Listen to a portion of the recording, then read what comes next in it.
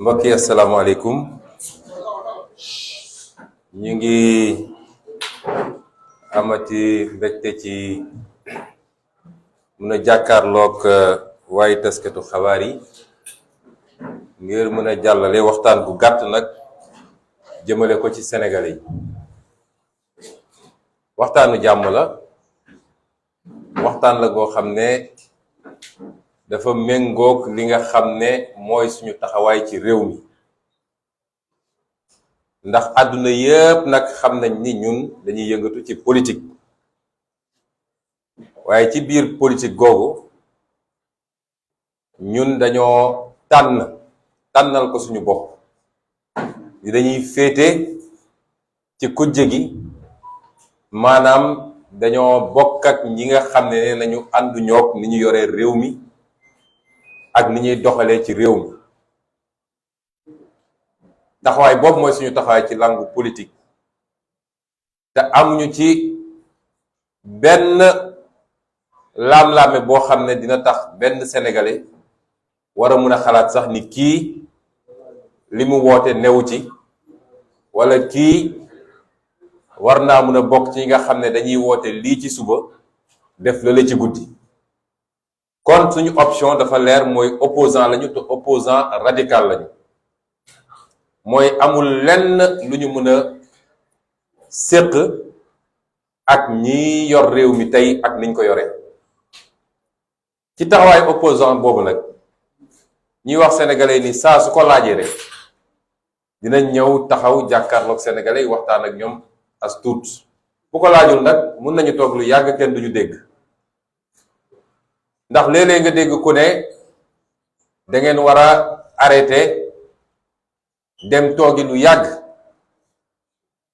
waaw, soo dee opposant cim réew, lu bari ci askan wi di la déglu, yaakaar ci sa kàddu pour di leen leeral. est-ce que dina jaadu te ñi ngi ko seqal ñoom bis bu ne ñi ngay communiquer, bis bu ne ñi ngay wax, est-ce que dina jaadu ñu ne la demal toog ñaari weer ñetti weer bul wax ak askan wi? démocratie yu mag yi ñuy tudd yépp nag, ña fa nekk moo xam opposition nga nekk moo xam pouvoir, bis bu ne nga gis leen ñu wax ak askan wi, wala ñu def conférence de presse, wala ñu nekk ci débat, wala ñu nekk assemblée. loolu mooy dundal démocratie. il faut que débat bi nekk fi tout le temps, te loolu mooy may askan wi mu mun a ràññetle. ñii fi nekk nag seen bébét mooy ñu dem ba débat dootul am ci réew mi, te ñu fas yéene ko jaarale ci xoqatal, dem ba kenn ku ne ànduma ak ñëw dootul ñeme wax fii ci réew mi. suñ koy male woon nag ci nitu politique yi kese rek déjà problème la, parce que démocratie ci boppam moo laaj mu am ñuy jiite di gouverner, am ñu nekk ci kujje gi di opposé wu. ñaar ñooñu nag respect mu war a dox seen diggante, ndax li war a dox seen diggante ci jongante mooy weccante xalaat, mooy kenn ku nekk andi ay xalaat yu leer nañu, lu nit wax nag teg ci ay firnde, bu ko defee askan wi mën a leerlu ba mën a tànn bu tànn jotee. moo tax ku la ne man dinaa fexe ba opposition du am sama réew rek, kooku du démocrate, kooku bëggul réew mi. nit buñ la falee boo buggee liggéey dëgg-dëgg da nga war a ñaan yàlla sax am opposition de qualité, parce que opposition de qualité moo lay pousse pour loo doon def rek na nga ko yokk, ak loo naroon def ci lu dul yoon rek na nga ko moytu. moo tax ku la ne bëgguma opposition rek mooy narul jàmm ci réew mi. waaye bu doon dafay yem rek ci ñi nga xam ne ñoo waaye kujje politique bi sax lu garaaw la.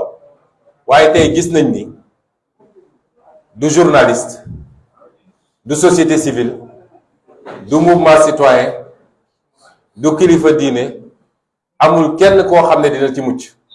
ku ne ànduma ak Macky Sall rek bu yeboo nga xam ne ñu ngi lay waajal ci complot yoo xam ne dañoo am ay laboratoire yoo xam ne suba ba ngoon jot complot la ñuy liggéey. ñu am ci ay nit yoo xam ne ay nitu tënu lañu, am ci ay nit yoo xam ne ay nitu attekat atte lañu muy magistrat, ñu am ci ay nit yoo xam ne ay politiciens lañu, mu am nit ñoo xam ne sax waa bitim réew yu ñuy liggéeyal la ñoom. loolu yépp xam nañ ko. bés bu ne suñu xëyee seeni liste lañu yor di xool naka la ñuy defee seeni pexe pour diw sàngam wala diw sàngam ñu fexe ba faagaagal ko. li tax nag ñu andi waxtaan ji dañ ciy jiital di ñaan yàlla suñu rakk, suñu xarit, suñu mbokk di Sadio Mané yàlla na yàlla saafaral, yàlla na yàlla def ba li ñépp di ragal bu mu am. ndax Sadio Mané suñu rakk la, di sama xaritu benn bakkan, ñu am relation boo xam ne relation affective la, xaw ma nu ma koy waxee ci wolof. du lu may politiquer nag, ndax kenn mësumaa gis sax ma wax lu jëm ci moom. daanaka ñu bari néew nañu sax ñu xam ni xamante naa ak moom.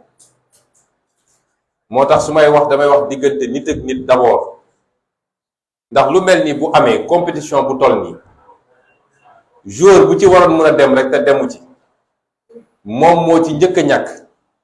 parce que compétition la boo xam ne kuy football rek ñaan nga yàlla football ko te di ko préparer ay ati at jeu qualificatif ak ni mu méttee ba yàlla yóbbu la foofu. buñ ñëwoon waroo ci dem yow yaay njëkk am njàqare. kon ñu ngi koy ñaanal la ca nit ñi di ragal bu mu am ba fii ak ay fan yu gàtt mu mën a dellu ci ay yitteem, mën a dem ci jongante ga. waaye gannaaw moom ci boppam xam nañ ni askanu Sénégal yépp nag am na yaakaar ci moom. ba nit ñi jàpp nañ ni bu ko yàlla dogaloon mënul teew ci mbër ma, day mel dina am lu bari lu wàññeeku ci équipe bu Sénégal. donte nag football sportu collectif la, du mbirum benn nit. moom dong boo ko jëloon dugal ko ci terrain it defe naa balaa match bi di jeex 1000-0 dina am. kon dafa am ñu mu bokkal équipe bi te kenn ku ne am solo ci li ñuy liggéey, waaye moom da cee am cër goo xam ne ñépp xam nañ ko. kon ñu ngi koy ñaanal ci intérêt boppam, waaye ñu ngi koy ñaanal ci intérêt Sénégal yépp. yal na yàlla def ni li tubaab naan plus de peur que de mal, mooy yàlla liñ ciy ragal bañ a am ci mbir mi. ñaareelu poñ bi nga xam ne bëgg naa ko waxtaan ak Sénégalais yi mooy ci xew-xewu jamono, tooxi doone yi nga xam ne am na ci réew mi te mu juddoo ci yorin gu salte, yorin gu ñaaw yi nga xam ne moom la Macky Sall yore réew mi. bis bu ne nag benn feeñ, waaye li ci gën a yéeme mooy ñoom léegi weddeetuñu. saa su seen njombe génnee weddeetuñu, waaye xam ngeen wax ji lan la, mooy fan la mbir mi jóge, kan moo ko feeñal. maanaam ngeen jéggal ma ci wax ji, waaye sàcc bu ñu jàpp bu ne fan weddiwul ni moom mu nga doon sàcc, waaye danaan kan moo ma boole. foofu la Macky Sall toll ak nguuram. saa su benn génnee rek seen premier réflexe mooy kan mooy laa tóob, kan moo feeñal mbir mi. loolu bu ab nguur tollee foofu lañ ci mën a jàngee mooy réew mi ngi ci musiba. te lu ci sénégalais xam rek li ci nëbb moo ci ëpp téeméeri junni yoon. moo tax jële fi Macky du doon lu yomb, ndax waa ji ngeen gis nit ku ragal la, nit ku tiit. te xam na li tax mu ragal, xam na li tax mu tiit. moo tax lu mu munti def, lu mu mën a def ba forcer troisième candidature rek dina ko def. troisième mandat moom kenn du ko fi tudd, ndax ñépp xam nañ ni sénégalais duñ ko mus a jox. waaye tiit ak jaaxle ci yorin gu ñaaw gi mu yore réew mi ak tooxi doon yu rëy yi nga xam ne moo ñi ko war def nañ ko, moo tax mu yaakaar ni mën na forcer sénégalais yi. tey bi ma ciy waxtaan ak yéen mooy li jëm ci li ngeen dégg ci 45 milliards yi ci li mu joxe ci jënd ay ngànnaay jox ko koo xam ne nee nañu ndax ay journaliste def liggéey bi nee nañu réew mi mu dëkk sax ñu ngi ko fay wër ngir ay tooxi doone 45 milliards ci jaaxaan démb pour la première fois ci assemblée nationale te lu am solo la pour la première fois en tout cas depuis ay ati at ndax mënu ma wax depuis indépendance ba léegi ndax fekkewu ma ko waaye man nekk naa député pendant juróomi at lépp lu jëmoon ci défense assemblée nationale dañ ko doon imposer ne vote sans débat kenn du ci wax ndax loo wax ñu ne la secret militaire loolu nag moo nar a nekk musiba fii ci Sénégal ndax nag ci secret militaire boobu la ay nit di jaar ay politiciens du waa armée de waaye ci secret militaire boobu la politiciens yi di jaar léegi pour di def ay affaires yoo xam ne ay milliards te kenn du ci wax ndax soo waxee ñu ne secret militaire léeg-léeg sax ñu yónni ay militaire bu cee homme politique da cee wax ñu yónni militaire ne dem leen dal ci kawam gis ngeen fal yëre ay militaire yoo xam ne politicien lañu général à la retraite boo xam ne politicien la ñépp xam nañ ko naan day daal sama kaw li may ñaan lépp lu jëm ci armée mooy nañu génn ci géewu politique bi du mbirum armée séparation bi war a am dama bëgg mu leer mooy ñun ay civil lañu lépp lu jëm ci opération militaire amuñu sañ-sañu wax ci parce que du suñu xam-xam jànguñu ko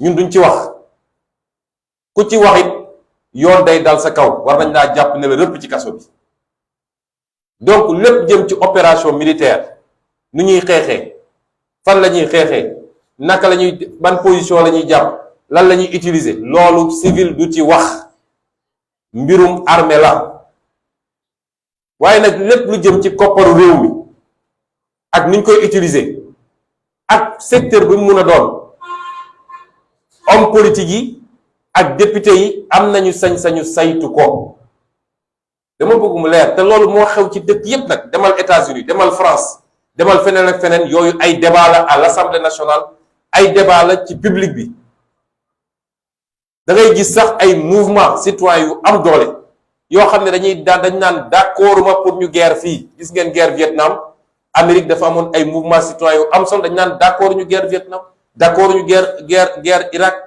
d'accord ñu parce que loolu citoyen am na ci sañ-sañ waaye benn citoyen amul sañ-sañu wax ci guerre ga ni muy demee loolu ku ko def yoon war na dal sa kaw kon suñu mbokk takk der yi militaires yi ñoom waruñoo dugg ci politique waruñu cee wax comme ñun ñi waruñoo dugg ci lépp lu jëm ci opération militaire waaye nag alalu réew mi ma dellu baamu ko te toogu doone yëpp di am ci armes yi du militaire yi de ay homme politique ay ministre ay civil ñooy profité ci secret défense pour def ay njombe yoo xam ne ay milliards lañ ci soxla loolu est-ce que dañ ko war a seetaan ci réew mi parce que dërëmu sénégalais yi la jaaykatu caaf bi nekk fii day fay impôt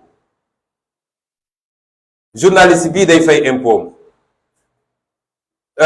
maçon bi liggéey day fay impôt taximan bi day fay impôt yooyu yëpp ñu dajale ko yóbbu assemblée def ko ci budget ñu ne léegi dina am pàcc yoo xam ne kenn amul sañ-sañu saytu ko lu ci gaay lu neex gaay ñu def ko ci du loolu mooy démocratie te demewul noonu ci benn réew démocratie ci àdduna moo wax nag ni démb suñuy député assemblée nationale am na lu ñu def loo xam ne guléet la ndax pour la première fois ñu imposer débat ci passage au ministre des forces armées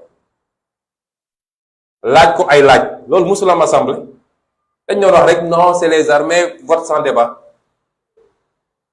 bi ministre de l'environnement ñëw it imposé nañ fa débat laaj ko ci 45 milliards yi te déposé nañu pour ñu ubbi commission d'enquête parlementaire ci 45 milliards yi noonee lañ ko laajee démb ay laaj moom ministre des forces armées bokk na suñ ko laaj mooy le rapport de la gendarmerie waaye tontuwu ci gaa ngi koy xaar plénière ndax xam ngeen commission lu tëju la presse du ñëw kenn du filmer waaye léegi plénière yi door defe naa le 14 la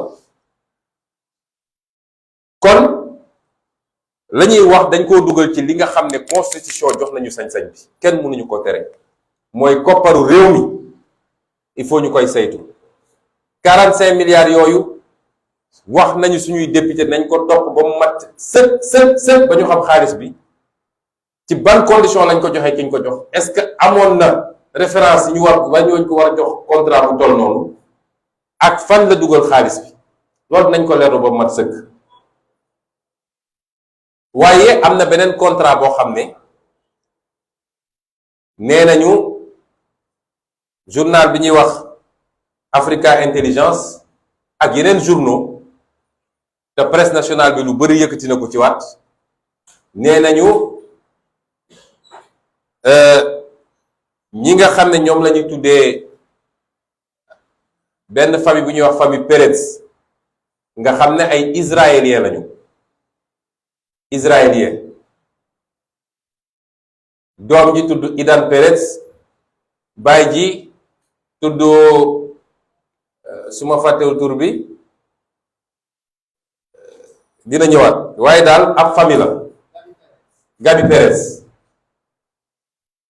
famille boobu nee nañu am nañu benn contrat ak état Sénégal boo xam ne 300 millions d'euros lañ ci xamagum 300 millions d'euros loolu soo koy xayma ci CFA jege na 196 milliards de francs CFA kooku koppar la de boo xam ne moom Macky Sall dafa dem lebi waaye comme nee na Sénégal dañoo am problème trésorerie xaalis ñooñu ñoo ko garantir ñoo ko jox caution garantie pour que ñu mun ko lebal xaalis bu ni toll waaye xaalis ba lebu ko pour tabax ay hôpitaux de te Sénégal yaa ngi bëgg a dee lebu ko pour tabax ay école lebu ko pour régler problème mu ndox mi wala problème mu mbëndu Sénégal lebu ko pour defar ay tali yu Sénégalais yi mën a daw lebu ko pour defar mbayu Sénégal bi nga xam ne tey suuxe na ba jiw ju baax sax suñu mbaykat yi mënatuñu koo am engrais mënuñu koo am lebu ko pour defar càmmu Sénégal bi lebu ko pour jàppale politique industrielle pour que ñu mën a teg réew mi ci yoonu développement lebu ko pour politique boo xam ne dina yombal ndaw ñi ñu am liggéey waaye xam ngeen ci lan la ko leb xaalis boobu yépp mi ngi ko leb pour dem jënd ay gànnaay yu muy dalee ci askanu Sénégal xaalis mi ngi ko leb pour dem jëndi ay gànnaay ndax la ci ëpp boo wax bu ngeen xoolee léegi gendarmerie bu dara xewee ak police li ñuy génne jamono Ablaye Wade dañ doon wax dragon ñu naan benn dragon la wala ñaar léegi boo demee ba fëngali mi sax di nga fa fekk juróom wala fukki dragon yu ñu fa gaare xaalis bu ñu leb pour jënd matériel boo xam ne ci waajtaayu ñetteelu candidature nu ñuy def ba dal ci kaw askanu Sénégal damm askanu Sénégal rey askanu Sénégal gaañ askanu Sénégal ci loolu la lebee ci turu Sénégal 196 milliards yoo xam ne ñun ak suñuy setaat dañ koy fay lu doy waar te kenn xamul lan moo ne ci suuf dëgg moo tax ñu ne suñu waa groupe parlementaire dañu waxoon sénégalais ni jox leen ñu majorité assemblée nationale mbir mi soppiku gis nga démb bi ñu ñëwee assemblée suñuy député dañoo njëkk a féliciter armée nationale féliciter jàmbaar yi wax leen ni ñu kontaane ci seen taxawaay te wote budget bi nag budget armée waaye teewul li nga xam ne dañ ko war a leeral nag te li ci ëpp nag ay civil ñooy làq ci secret défense pour def seeni tooki doone waxtaane nañ ko démb loolu mooy position républicaine biñ ñaan sénégalais yi jox leen ñu majorité du woon pour ñëw gàllankoor réew mi nu muy doxee waaye tubaab dafa ne boo jëlee nguur yépp teg ko ci loxo benn nit dong boo moytul salfaañe bi ak jalgati bi dina bëri waaye boo jëlee lenn ci nguur teg ko ci loxo kenn nga jël leneen ci nguur teg ko ci su rawatina nag parce que bu dee da nga jël nguur yëpp jox nit majorité mu jiite nga jox ko majorité assemblée te muy nguur bu baax boobu dina dox bu baax waaye su dee da nga ko jox fukki at gis ni kii du nguur bu baax kooku doo ko joxati majorité da ngay fexe ba assemblée nationale nga teg ko ci yeneen yoxo ñooñu mun a saytu réew mi donte nag tey ñun amuñu majorité moom amu ko looloo neex ci assemblée nationale bi ndax moom 82 la am ñun ñu am officiellement 80 ak ñaar ñoo xam ne non inscrit lañu ak benn boo xam ne soqikoo na ci ñoom nee na léegi non inscrit la donc boo dajalee non inscrit ak opposition 83 la moom muy 82 moo tax lañ daan def démb ak barki démb mënatuñu ko ñun bi ñu nekk assemblée ñoom leen neex lañ doon def mais fi mu ne nii ñu nga mel ni muus mu naan meew ci biir assemblée bi parce que amatuñu majorité moo tax taxawaayu suñu député yi am solo lii nag dañ leen ne nañ ko leeral ba mu leer nañ ci def ay commission réclamer nag ñu jox leen contrat yépp ñu teg ci seen bët ba xam li ne ci suuf waaye fi ma bëgg a fële mooy li tax ma dooree foofu rek mooy fi ma bëgg a fële dafa am rapport ak ñooña mooy gis nga sénégalais bu ñu moytuwul léegi dootuñu am patrimoine immobilier état du Sénégal rawatina centre ville parce que Macky Sall ak ñi mu àndal ñi ngi daggati li fi nguur yi fi jaaroon yépp bàyyi woon ndax xam ngeen Sénégal bi muy am indépendance dafa am indépendance ak li ñuy wax patrimoine immobilier mooy ci wàllu suuf ak bâtiment dafa bëri loo xam ne tubaab bi muy dem da koo delloo état du Sénégal mooy loo xam ne ñun ñëpp a ko moom muy suuf su bëree bëri te li ci ëpp ay bâtiment ñoo ci nekk fi mu toll nii suuf soosu nag Macky Sall ak ñi mu àndal ñi ngi dagg di joxe rek fan lañ ko jaare parce que loi dafa leer loi dafa ne suuf su nguur moom état du Sénégal explication yi dama bëgg mu leer suuf soo xam ne état du Sénégal moo ko moom rawatina bu dee dafa am ay bâtiment yu ñu ci tabax kenn amul sañ-sañu jaay ko lu dul assemblée nationale yóbbu nga fa ba assemblée nationale voté loi autorisé la ne demal jaay waaye ñoom fan lañ koy jaare dañu teg seen benn deal seen benn technique boo xam ne lu doy waar la li ñu njëkk a def mooy xam ngeen dafa am lu ñuy wax agence de gestion du patrimoine bâti de l'État AGPBE agence boobu am na décret bu ko créé woon décret bi ça daté de 2013 waaye 2018 bi moom président Macky Sall dafa changé décret boobu ne léegi agence boobu am na sañ-sañu di joxe ay baux c'est-à-dire di signer nit ñi bàyyi ci terrain yi nga xam ne askanu Sénégal moo ko moom normalement bàyyi moom lépp dafa waroon jaar direction générale des impôts et domaines rawatina direction des domaines léegi ñu créé benn agence boo xam ne ci moom lañ ko rattaché agence boobu léegi moo am sañ-sañu su toogee xool immeuble ba mu neex ko mu ne immeuble bi dama ciy defal bàyyi Ousmane Sonko bàyyi emphytéotique mooy nu mu tuuti 18 ans lay doon gën saa bëri 50 ans lay doon ñu ne léegi foofu lañ koy jaare pour di joxe immeuble yi loolu mooy acte premier bi nga xam ne def nañ ko 2018 ñu jël benn décret numéro 2018-2129 du 6 décembre 2018 moom la Macky Sall njëkk a jël ndax ñoom suñuy def dañ koy planifier bi ñu paree loolu nag la ñu commencé di joxe ay baux yéen ñëpp fàttaliku ngeen yéen journalistes yi junjoon naa ko fii sama benn conférence de presse ma ne leen bindoon naa bi may nekk assemblée nationale le 16 octobre 2020 bindoon naa une question écrite adressée ko gouvernement bi ne leen am na ay immeuble yoo xam ne jël ngeen ko jox ko ay privé te anam yi ngeen ko joxee jaarul yoon parce que am na ci yoo xam ne sax dañ ko jox ay privé pour 99 ans alors que loi bi dafa ne bail emphytéotique mënul dépasser 50 ans nga joxe ko pour 99 ans may ne loolu fan ngeen ko teg. ma limal leen woon ci immeuble yi nga xam ne joxe nañ ko bokk na ci immeuble bi ñuy wax Brière de Lise nekk ville ñi xam ville xam nañ ko ñu jox ko Sénégindia pour 99 ans. ñu jëlaat immeuble bi ñuy wax Sénégal Hôtes Invest bi nga xam ne rue Carnot la nekk benn immeuble bu nekk rue Carnot laa bëgg a wax ñu jox ko benn société bu tudd Sénégal Hôtes Invest. ñu jëlaat benn immeuble bu nekk rue Clébert jox ko société bu ñuy tuddee Sénégal Global Solution. ñu jëlaat benn immeuble bu nekk rue Hachimoutal ñu jox ko benn société bu tudd Fleur Sassu ba ci fi nekkoon direction de l'élevage ñu joxe ko te lii lépp nag jaarul assemblée nationale. te wax naa leen ni loi dafa ne munoo jël immeuble boo xam ne état moo ko moom dem di ko joxe te jaarul assemblée nationale.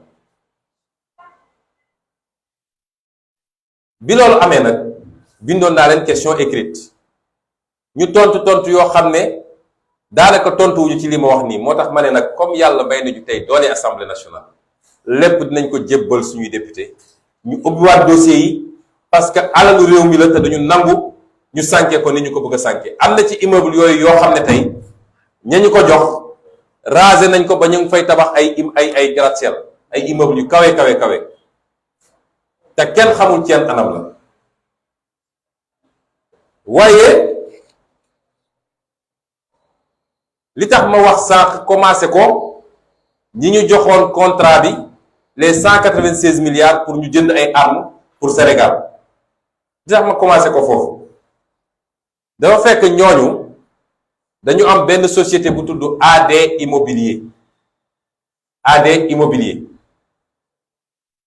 Immobilier boobu Macky Sall daf leen signer benn décret bi mi ngi nii daf leen signer benn décret daal di jël juróom benn titre foncier yoo xam ne au commandement de la gendarmerie nationale fi mu nekkoon immeuble boobu ci la bokk mu jël juróom benn titre foncier yoo xam ne boo ko dajalee def na 4722 mètres carrés bu yóbboo nga ne 5000 mètres carrés fële ci centre ville mu signer leen daal leen koy jox bail emphytéotique pour 50 ans 50 ans ñu génnee au commandement de la gendarmerie foofu mu nekkoon dem luweel ko Almadi daal di jël loolu nga xam ne bâtiment yi fa nekk ëpp na lool de parce que nee nañ ma sax archive bi bâtiment archive foofu la nekk juróom benn titre foncier bu nekk dafa correspondre ak benn bâtiment ñu jël ko jox ko société bu ñu naan AD Immobilier nga xam ne Idan Perez mooy gérant bi daanaka moo ko moom ñu ne defal nañ ko bail emphytéotique pour 50 ans lan mooy anam yi ak li tax ñu jox ko mooy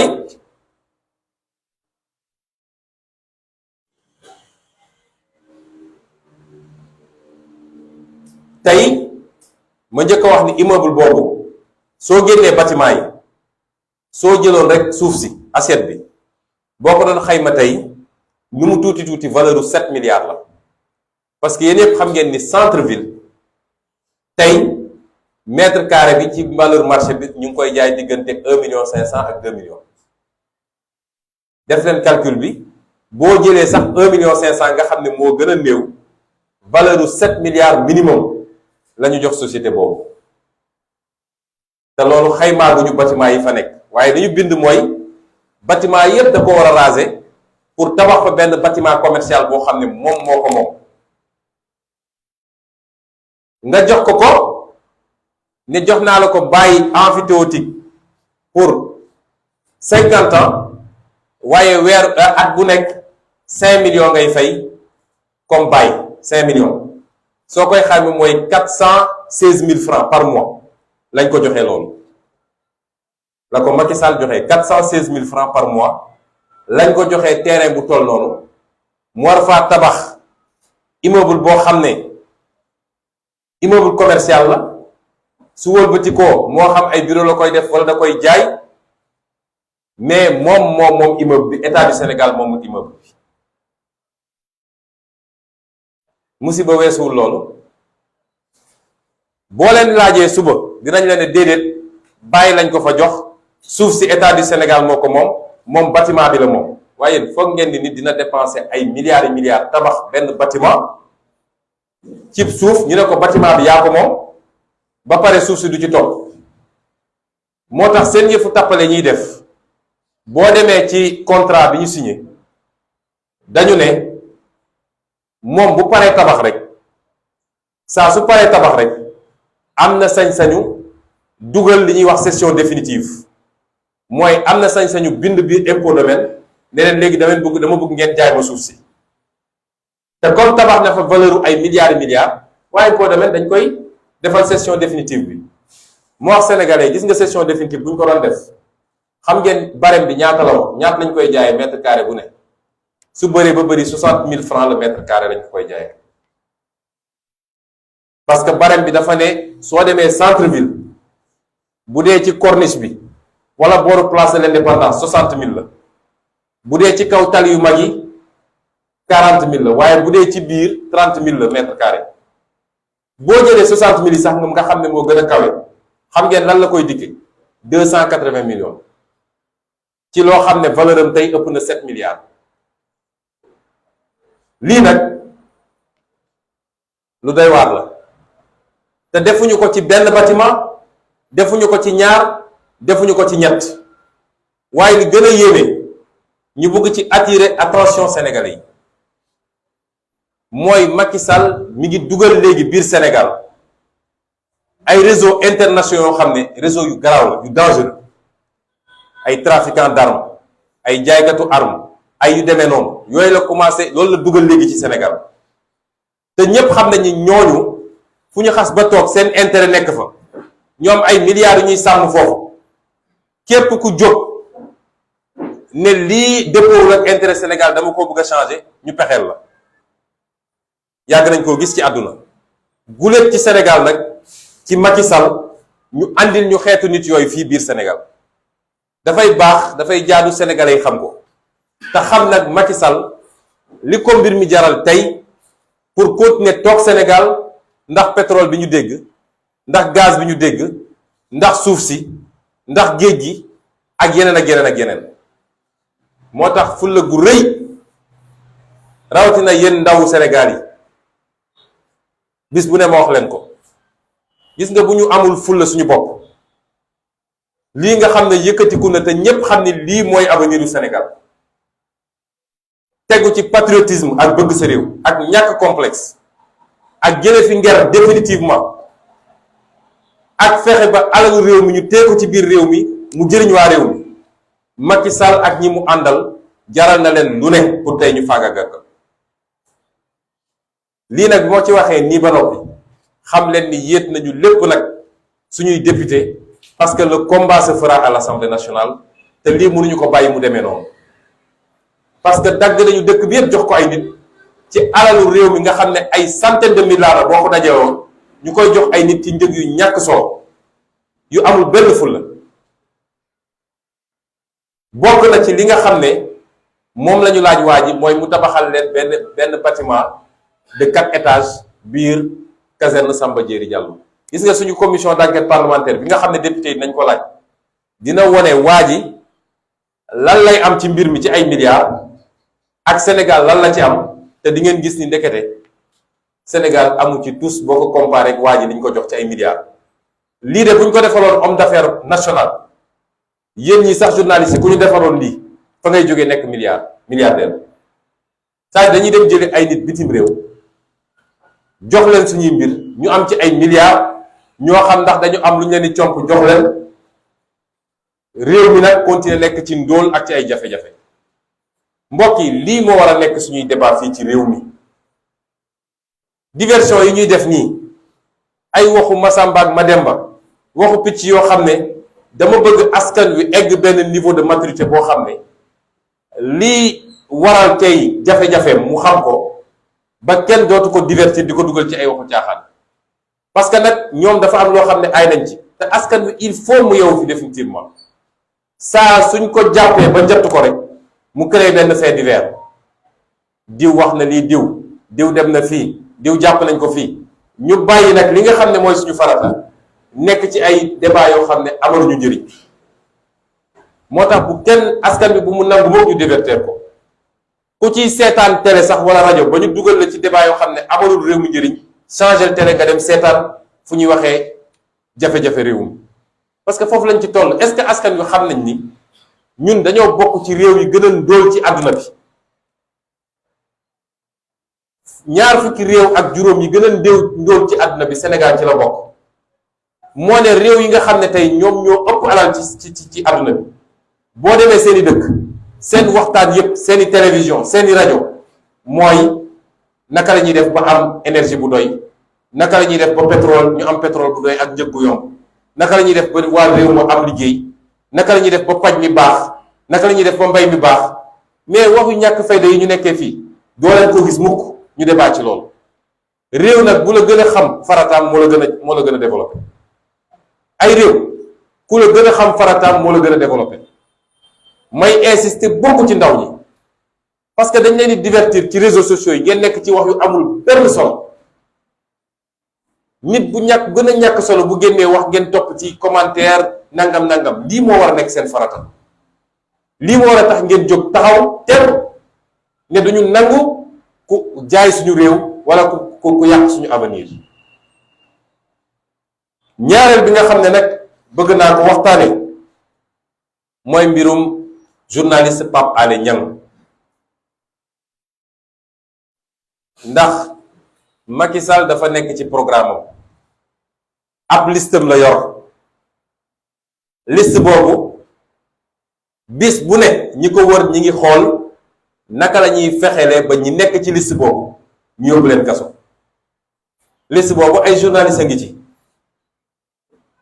ndax journaliste buy def liggéeyam rawatina ñi ñuy wooye journaliste d'investigation di feeñal lañ doon nëppal yaa ngi ci liste boobu ñu ngi lay pexeel liste boobu ay homme politique ñoo ci jiitu évidemment ay nit yu nekk ci mouvement citoyen ñi ngi ci liste boobu façon catégorie socio-professionnelle boo jël ñi ngi ci liste Macky Sall boobu aw askan nag bu ñu toogee di seetaan nañu fàttaliku ni ñetti nag ya bu ñu àndee bu weex ba bu xonq ba ak bu ñuul ba bukki xam ni ñii tànk ñi ngi ànd mënaluma leen dafa fexe ba tasaare leen ndax leen ne ku weex ki yow bokkook ñële yaa leen dàq gis nga waroo ànd ak ñoom néeg nii ba kooku gis boppam ne ñële mënatuma ànd ak yéen ndax bokkuñu classe mu fàdd kooku bi mu paree dem wax keneen ka la ca des keneen la ca des ba noonu la leen fàddee ñoom ñëpp dafa am fu réew di toll du mbirum Masamba ak Mademba waa réew mi yépp ñoo war a jóg ne déedéet parce que Sénégal dafa am lu ñuy wax acquis démocratique mooy sañ-sañ ak yelleef réewu Afrique yépp dañu ko ñee waaye loolu suñuy mag dañ koo xeex ba mu egsi fii loolu nag tey mi ngi ci guuta mi ngi ci xottu gerte kenn mënul weddi loolu li fi Macky Sall tëj te mënoo toog semaine te neew ñu la tëj na xale bu def publication Facebook sax ñu dem jëlee la tëj ñaata xale la jàpp fi mu toll nii ci publication Facebook te jamono boobu ñi ànd ak moom ñi ngi toog di saaga nit ñi di leen xas di dugg ci loo xam ne kenn mënu koo tudd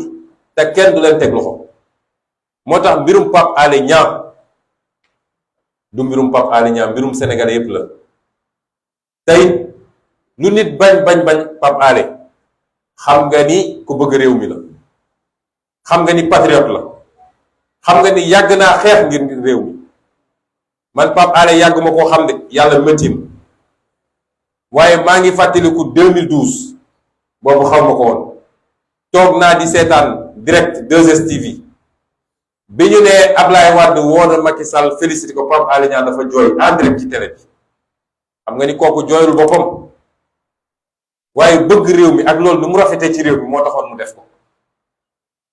ñépp xam nañ ni suba ba ngoon jot xool luy yàq réew mi mu ne lii mi ngi yàq réew mi te loolu mooy cërëb journaliste d'investigation la. kon fee mu nekk du place am moo tax sénégalais yëpp dañu war a jóg taxaw du affaire journaliste yi kese de man dugaluma sax affaire corporation affaire u sénégalais yépp la.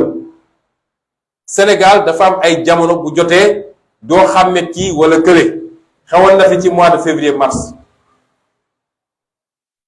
bu dee dafa jàpp ni jàpp Pape Alé suba mu jàpp keneen moo tax kenn dootul wax tey la wàllu gën a kaay ndax li ñu xam ñun ak li ñu téye yàlla laa rek nga xam ne mu toll te saa su dara jotee rek nañ ci wax li mu gas suul yépp xam nañ ko te génne naa ci tey dara lii jukki la rek bu ndaw waaye il faut peuple bi xam li xew ba tax nag ñiy woo sénégalais yëpp ñu jóg taxaw tembe bu jaree def ay manifestation il faut ñu def ko parce que Macky Sall li mu nekkee ñëpp xam nañ ko te dafa am nag ñu ko ci jàppale ñi ko ci jàppale ñi njëkk mooy les acteurs de la justice les acteurs de la justice te chaque fois ma ne leen xam leen ni ci réew mi ngeen dëkk ni ñëpp yor njaboot ci réew mi dafa am loo xam ne dina egg fenn li muy jur ci réew mi du baax li tax saa su buggee def toogi dooneem mu ngi koy jaaree diggante procureur deuxième cabinet wala premier cabinet parce que am na des magistrats debout dans ce pays démb damay waxtaan ak ay avocats ñu ne ma li leer ba leer mooy dossier bi am na ay juges yoo xam ne buñ leen ko joxoon Pape Alé ñibbi këram waaye toujours su ñuy def seeni affaire soo seetee ancien 8e cabinet nekk léegi 2e cabinet wala premier cabinet fa la ñuy yóbbu dossier bi man démb nëgëni si la ma avocat Pape Alé woo ne ma dossier bi 2e cabinet lañ ko bëgg a jox te suñ ko joxee mandat de dépôt lay def te xam nañ ni buñ ko joxoon yeneen juge Pape Alé këram lay reeree démb ñiy def loolu nag ba pare ñibbi ñoom tranquillement Pape Alé dafa am soxna am ay doom am ay waajur yoo xam ne tey seen wér-gu-yaram demeewul noonu yow nga def li nga def te xam ni tegoo ko fenn ndax avocat yi nee nañ ma bi muy def dafa ne je suis désolé j'ai pas de solution nga def loolu ba pare yow xam ni nit deful dara lu tax ñu war koo yóbbu rëbës nga yóbbu ko rëbës ñibbi sa kër ñu tegal la sa ceebu jën ak sa ataaya nañu xam ni lu ñu def rek dinañ ko layowaat ci kanamu borom trop c'est trop démb damay waxtaan ak ay magistrat ñoom ñoo njëkk a d'accord ni justice bi yàqu na waaye dañ ma ne président Sonko yow yaa gën a xam ni li yàq justice bi yëpp weesuwul 10 personnes yoo xam ne dañ leen teg ci ay fonctions yoo xam ne lu ñu xam la waaw bu loolu amee nag ñoom ñooñu sax magistrat yi ñoo war a njëkk a dénoncer loolu parce que organisation syndicale du rek jox leen may avantage jox leen ma ay prime jox leen ma ay terrain waaye ni kër gi di doxee da ngeen ko war a xool su jaarul yoon ñoo ko waroon njëkk ne lii jaarul yoon nañ ko rectifier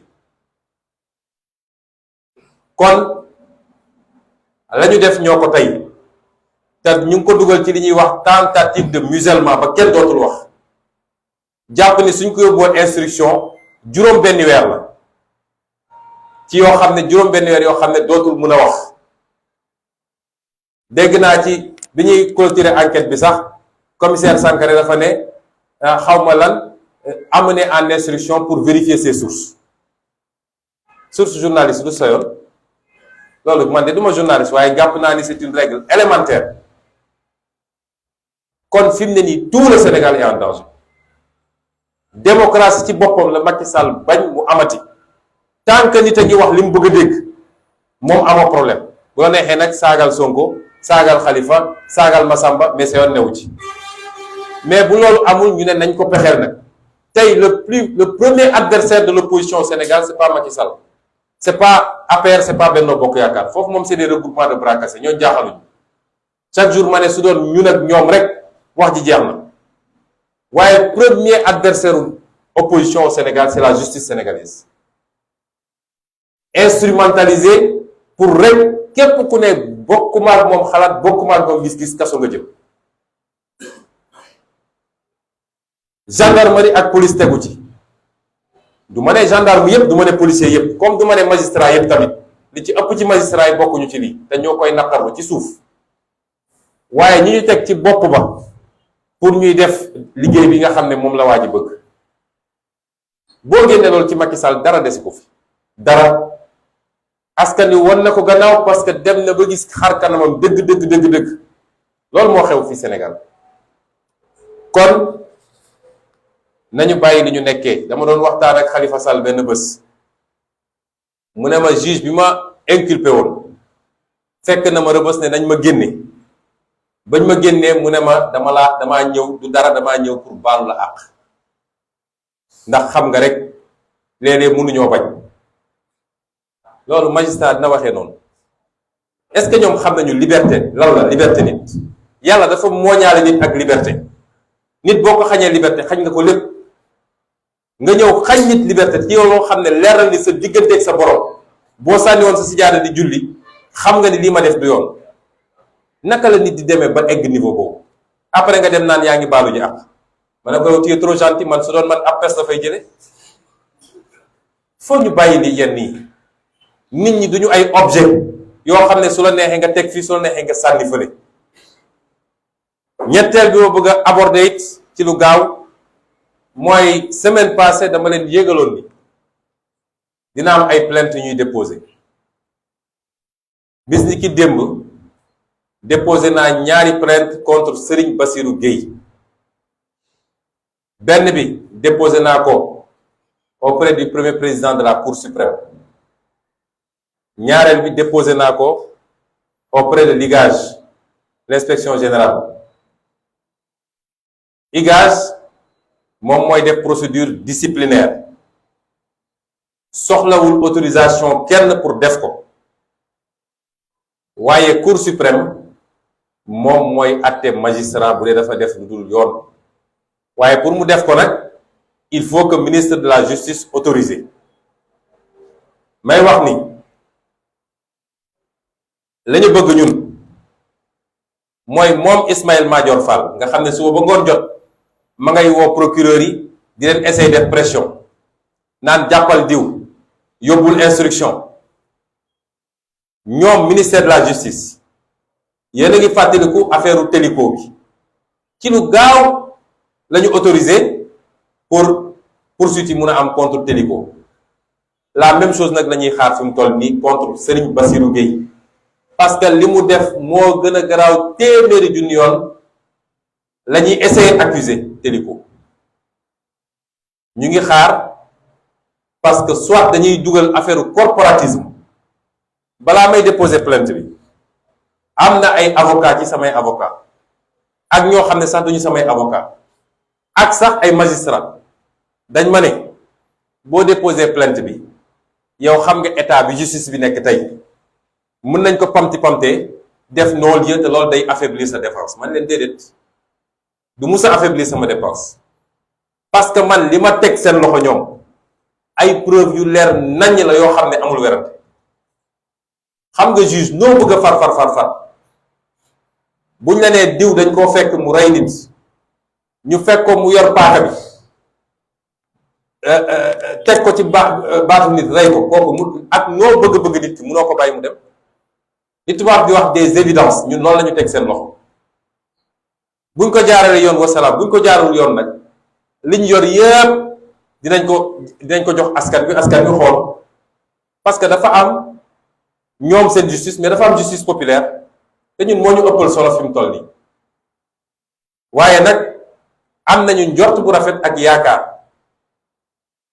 ni justice pour une fois dina def liggéeyam parce que liñ ko jox du lu ñu mën a werante un procureur de la République bu falsifier un PV d'enquête dugal ci lu mu ci warul dugal génne ci li ci warul nekk kooku faute bu grave la faute pénale la faute disciplinaire la moo tax ñu déposer ñaari plainte yooyu am na yeneen plainte yoo xam ne ci waxtu yi ñu jógal ñu jëm samay avocat nañ ko déposer te di ngeen ci am information bu yóbboo ñu xam ni ñoom les comploteurs gannaaw mbir mi wane ne ndekete ñoom yoruñu benn dossier, tous yoruñu ko, tous lu dul léegi yow mi ñuy jiiñ nee nañ yow nga ñëw prouver, yow mi ñuy jiiñ nee nañ yow nga ñëw prouver nag leen jox sa tëflit wala sa karaw wala sa deret wala xam nga waxu ñàkk fayda weesuwul loolu. léegi nag ñun dañuy nekk ci phase offensive, mooy ñoom comploteurs yi dootuñu nelaw de te dinañu xam ndax justice dina dawal justice am déet. ñetteel bi ma bëgg a wax mooy wala ñeenteel bi mooy sama garde rapproché yi nga xam ne jàpp nañ leen ci jàpp boo xam ne teguwul yoon. ma yégal leen fii nii bi may wax semaine passée dama ne woon procureur daf leen jàppalu, waaye dem nañ ba xam ni procureur jàppaluwu leen, ndax procureur bi incident yi amee fële ci Ciki ñoom dañu bëggoon coûte que coûte ci dimanche boobu mu jàpp leen. Procureur ne c'est une affaire d'agression, nit ñi déposer seen plainte en bonne et due forme, ñu instruire ko ni ñu ko war a instruire, fu mu yem rek ñu xam ni fii la. te loolu la wax moom ci waxam bi mu defee déclaration ñun ñëpp ñu koy dégg jeudi ci waxam dafa ne néew ma Massamba def néew ma Mademba, dinañu instruire dossier bi ni ñu ko war a instruire ñu xool. bi loolu amee ñoom ñu def pression pour mu jàpp leen, procureur joxul mandat ne bàyyi leen ba semaine bi passé, parce que semaine bu tendu la ak audition Sonko bi, ñu jox leen convocation ñu ñëw tontu si, bu ñu ñëwee ñu xool ni ñuy doxalee mbir mi. waaye bi ñu ñëwee ba fii ba ñu gunge ma ba biir tribunal ba ma dugg bureau doyen des juges ca la ñu joxe, gendarmerie moo joxe instruction ne nañ leen kidnappé yóbbu leen directement Mbour. loolu Sénégal rek la mun a am, loolu ci réewu stalinien yooyu la lañ ko xamal te ñu ko def xam nañ ko te liñ jublu ci loolu xam nañ ko, ndax dañoo préparé woon seeni mbir. gis ngeen Macky Sall li mu xaalis bi mu leb yépp gàndaay la ko jëndee. xam ngeen su ngeen génnee fii léegi gis gendarmerie li mu fi def ci ay oto yu kenn xamul, lépp gànnaay la ko jëndee. lu mu ci jublu mooy duma yi ñu ko duma woon mars 2021 moom la mënul supporter ba léegi nag nu muy def ba créer provocation pour mun a jël sa revanche dal ci ndaw ñi gaañ leen. moo tax la ñu amoon yépp ci effectif andi woon nañ leen Dakar semaine passée, yaakaaroon ne nag damay naan ndaw ñi jéggu leen génn leen wala nangam ma toog rek leen seetaan ba ñu ne suba la mbir mi ma def sama déclaration fii. déclaration boobu nag dafa yàq seen plan yépp, lépp la yàq. xam naa ni bi ñu déggee déclaration bi moom ku leen fekkoon fu ñu nekk mel na ni dëj, ñu ne kon il faut ñu ut beneen pexe boobu mooy li ñu def, parce que jàpp ni suñu defee provocation jàpp samay garde du corps, mbir mi bu siiwee rek ndaw ñi dinañu génn ñu am la ñu bëggoon. parce que fi mu ne nii pexeem yépp mooy fexe ba def ay provocation à chaque fois liste bi mu yor ci ay nit yi ñu war a jàpp ñu fexe ba jàpp si ñaar wala ñett yóbbu procureur gaaw di def dossier ñu ne tëj nañ. loolu rek moo tax ñu jàpp samay garde du corps, waaye dossier bi su instruction bi jaaroon yoon, ñoom dañoo déposer ay plainte, ñun ñu déposer ay plainte, ndax am na ci suñu nit ñu gaañ, am na suñuy oto yu ñu toj. su jaaroon yoon ni ñu jàppee juróom ci samay nit la ñu waroon jàpp ñi nga xam ne ñun tam plainte nañ leen ba tey jàppuñu ci kenn. loolu mooy 2 poids 2 mesures. ba léegi jàppaguñ ci kenn ci li ma yëg ba démb bopp am na ñun ci woo déglu leen bàyyiwaat na ñu ñibbi. kon lan moo teewoon ñu woo samay nit déglu leen bàyyi leen ñu ñibbi ba jour procès ñu woo leen ñëw comparaître librement. loolu mooy 2 poids 2 mesures. waaye sant yàlla rek, parce que bu soobee yàlla bu mardee dañ leen bàyyi ñu dem seen yoon. loolu lu ma am yaakaar la, parce que teg nañu seen table ay preuves yu leer nañ nit ñi bokkuñu ci xeex bu gaañ nit bañ leen di jàpp. waaye li ma bëgg a wax foofu rek mooy provocation yooyu tam am na lu ñu ci jublu woon, mooy sama nemmeeku tour bi may def mooy bëgg a dagg seeni put. gis ngeen premier jour bi lañ ma attaqué Joal andi ci gendarmerie loo xam ne kenn xamul nu mu toll sànni fay lacrymogène bi ñu xamee ni loolu mënumaa tere continuer li may def la ñu dem organiser ay nit benn ndaw su nekk présidence de la république organiser ay nit ñu ne suñu ñëwee fii def leen provocation na ngeen fexe rek ba xeex am ñu profité ci jàpp ñenn ci ñoom jàpp nañu noonu la mën na gàllankoor nemmeeku tuur bi may yëgal Sénégalais ni bu soobee yàlla bis ni ki suba ajjuma te ñu reprendre tranquillement suñu nemmeeku tuur incha allah parce que ni ma ko waxee rek 46 départements yépp dañ fa teg suñu tànk bu soobee yàlla dem waxtaan ak Sénégalais yi ci jafe-jafe réew déglu leen xam seeni problème waaye wax leen solution yu leer nañ yoo xam ne tey moom la ñu fas yéene def à partir de 2024 pour soppi réew loolu kenn mënuñu koo tere def bu andi woon armée nationale sax duñu tere def suñu nemmeeku tuur te wax naa ko am ñu jafe-jafe garde du corps waaye dinaa wax nag ni li ma mës a wax laay wax ñun duñu mës a song kenn mësoo gis ñu attaqué nit waaye duñu mës a seetaan ay nit jóge fële dal suñu kaw gaañ ñu rey ci ay nit ñu leen di seetaan li may ñaan Sénégalais yi kenn ku ne na waxtaan ak ay mbokkam jàpp leen ñu toog parce que li xew ci gi defe naa bu ñu leen dooroon dëgg tey coow li du nekkee lii nun duñu song kenn duñu saaga kenn duñu tooñ kenn jàmm lañuy dox ndax jàmm weesuwul dem seeti Sénégalais yi seen biir kër seen biir koñ waxtaan ak ñoom ci tolluwaay réew mi ñi ngi ñaan nit ñi am sago téye seeni mbokk te xam ni bëgg jàmm tekkiwul ni da ngay toog ñu lay dóor ak dina saaga te doo réagir te am nañu matuwaay yi ñu war a am nag pour défendre suñu bopp waaye it jël nañu ay matuwaay yu mat sëkk ba désormais lu xew à la minute près vidéo yi dina circuler ñëpp gis ko ba Sénégalais yi xam ku tooñ ku saaga ku dóor à la minute près laa wax matuwaay yëpp jël nañ ko ba ñëpp xam li xew kon bu soobee yàlla à partir de ëllëg incha allah dinañ dem defi ay fan ci département wu Tivaouane nga xam ne département bu rëy la am 18 départements 18 communes comme niñ ko waxee nemmeeku tour bi communes rurales yi moo ñu intéressé àll bi fu ñu dem àll bi la ñuy njëkk a dem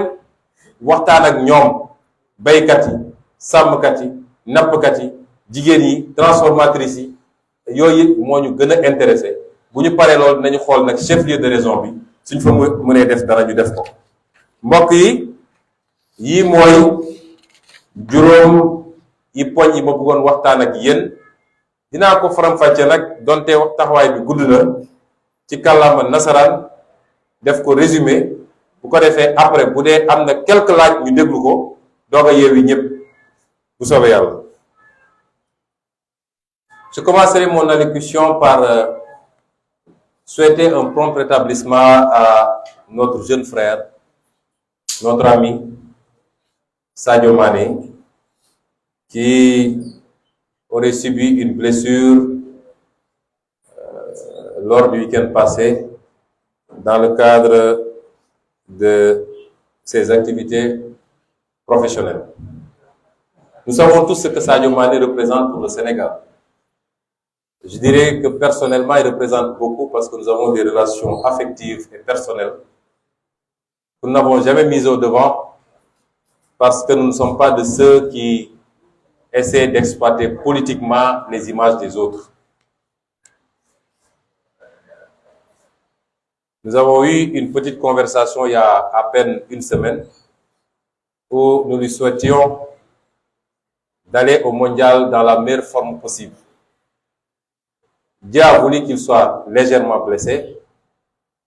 Nous prions pour qu'il y ait plus de peur que de mal, pour qu'il se rétablisse rapidement, parce que nous savons ce que Sadio Mané représente pour l'équipe du Sénégal. Certes, le football est un sport collectif, mais dans tout groupe, il y a des éléments déterminants et je pense que nous nous accordons tous à reconnaître que Sadio Mané est un élément déterminant pour l'équipe nationale de football du Sénégal et particulièrement pour une compétition aussi importante que la Coupe du Monde. Au-delà des attentes des Sénégalais, nous savons tous aussi que de manière subjective, une Coupe du Monde, c'est extrêmement important dans la carrière d'un joueur. Et ce serait un gros coup pour lui s'il ne parvenait pas à y participer. Pour le moment, les nouvelles semblent plutôt rassurantes. Nous allons tous joindre nos prières pour que Sadio Mané se relève rapidement. En lion qu'il est, un homme qui est venu de très loin pour arriver là où il en est.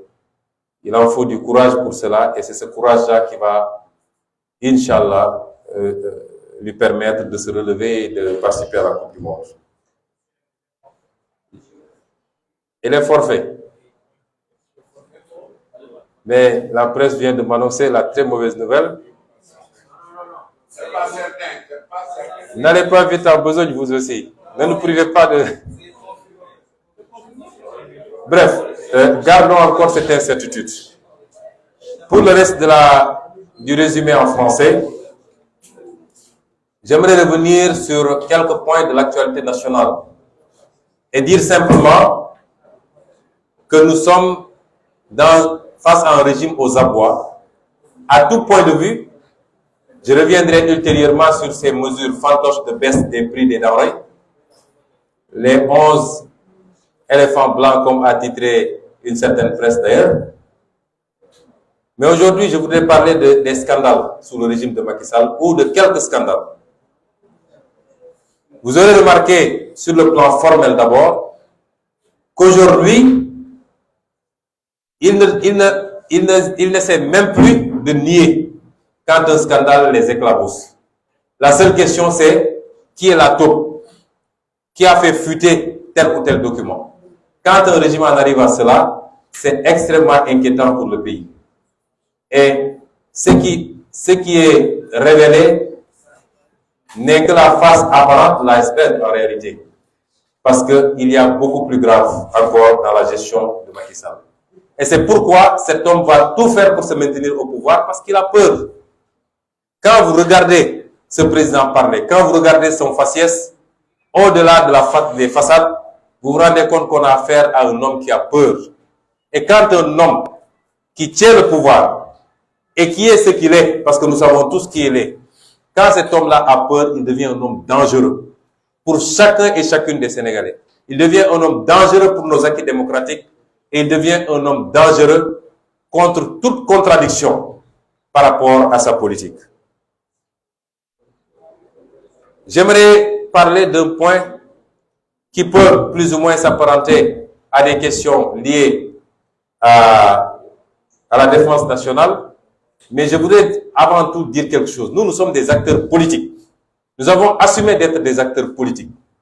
Et quand nous sommes entrés en politique, nous nous sommes fixés comme objectif de tout faire pour relever le niveau du débat politique. De tout faire pour que les vraies questions, les questions essentielles soient débattues dans ce pays. Et je crois qu'on doit nous reconnaître de nous être battus pour que les questions techniques liées aux finances, liées au budget, liées à la fiscalité, liées aux ressources naturelles, sur lesquelles nous avons même produit des livres, liées à la décentralisation, les questions liées à l'agriculture, à la santé, etc., que ces débats soient désormais au cœur des préoccupations des acteurs politiques. Et c'est cela qui va faire avancer le pays. Mais ce n'est pas des débats de personnes à longueur de journée. Tel a dit, tel a fait, tel aurait, la vie privée des gens. Ce n'est pas ça qui va faire avancer le pays.